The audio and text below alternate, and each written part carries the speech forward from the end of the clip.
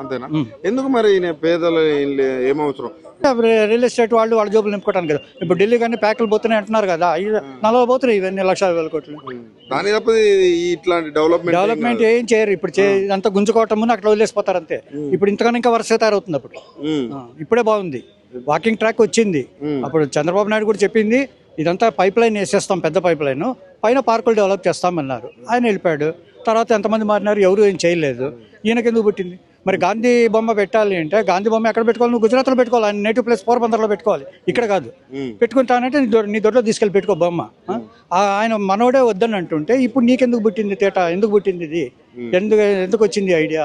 ఇదంతా మీ జోబులు నింపుకోవటానికే కదా, మా జోబులు కొట్టి మీ జోబులు. పోనీ ఇక్కడ మీరు నాగోల్ ప్రాంతంలో స్థానికులు కొంతమంది మీకు తెలిసి ఉంటారు, కనీసం ఈ పార్కులు డెవలప్ చేస్తా అంటే మా భూమి పోయిందనో లేకపోతే మా ఇల్లు పోయిందనో ఏమైనా కంప్లైంట్స్ వచ్చినాయా? అప్పుడు బీఆర్ఎస్ ఉన్నప్పుడు ఏమీ లేవు. ఒక్క కంప్లైంట్ అన్న? ఒక్కటి లేవు, కనీసం చిన్న కంప్లైంట్ ఏమీ లేదు. బాగుంది. వాకింగ్ ట్రాక్ వచ్చాక చాలా మంది ఇప్పుడు ఈవినింగ్ వాకింగ్ లేడీస్ కూడా వస్తున్నారు, ధైర్యంగా తిరుగుతున్నారు. ఇదివరకు మార్నింగ్ తిరగడానికి భయపడేవాళ్ళు. ఒక్క గజం భూమి అన్న పోయిందని ఎవరైనా చెప్పారు? ఎవరు సెంటు గిద్ద ఎంత? ఏది పోలేదు, పోదు కూడా. అసలు ఎప్పుడు నేను 45 ఏళ్ళ నుంచి చూస్తున్నా, మూసికి ఎప్పుడు ఫ్లడ్స్ రాలేదు. ఎవ్రీ ఇయర్ గండిపేటను ఉస్మాన్ సాగర్ నిండిపోవటం వల్ల గేట్లు ఎత్తేస్తున్నారు, ఆ నీళ్లు వస్తున్నాయి. మరి ఈయన ఇంతగానో మరి వాళ్ళేమో గజం కూడా తీసుకోకుండా ఇంత డెవలప్ చేసి 1,00,000 కోట్లు ఖర్చు పెట్టడమే కాదు, కొన్ని వేల ఎకరాలు కబ్జా చేస్తున్నారు. ఈ దాహం అన్నమాట, భూదాహం ఇది. మాకు కబ్జాదారుల నుంచి తప్పించుకొని 23 ఏళ్ళు కొట్లాడుకొని తెచ్చుకుంటే ఇప్పుడు వచ్చి మీరు మా పడితే ఎట్లా?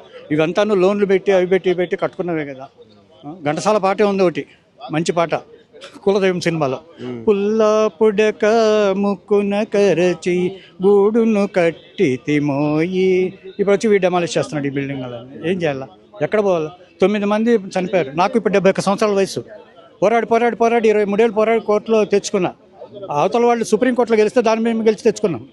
ఇంత మంచిగా డెవలప్ చేసేదానికి పోయి మీ వయసులో ఉన్న మీ ఇండ్ల మీద పడడం ఎందుకు? ఇదంతా అదేండి, ఇది ఇంతమంది ఉసురు పోసుకోవటమే. మరి రాజశేఖర రెడ్డి ఎట్లా పోయాడు? పోయి పౌరాల ఫ్రంట్లో పడలే అంతే. ఇది కూడా ఇది ఎక్కడో పడేది. ఇక్కడ ఉసురు తగలకుండా పోదు, వంశం నిలబడదు. అట్లా ఇట్లా చేస్తే కనుక వంశమే ఉండదు అంతే.